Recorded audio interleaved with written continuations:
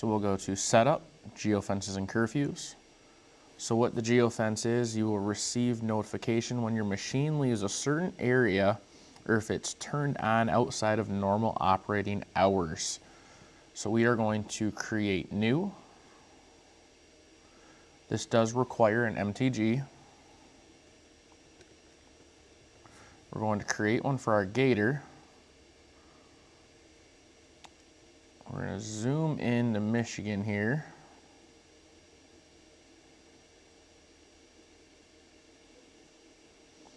I want to know if that machine goes outside of our box. I'm going to select time frames. So every day of the week, if it starts up between 12 in the morning, 12 a.m. to 6 a.m.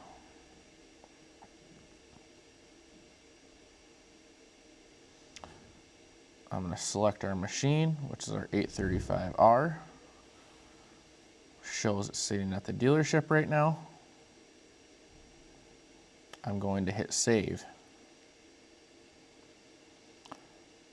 Now next time the gator is at home and leaves this boundary here, or if it's keyed on outside of our operating time from Monday through Sunday between 12 a.m. and 6 a.m., we will get an alert.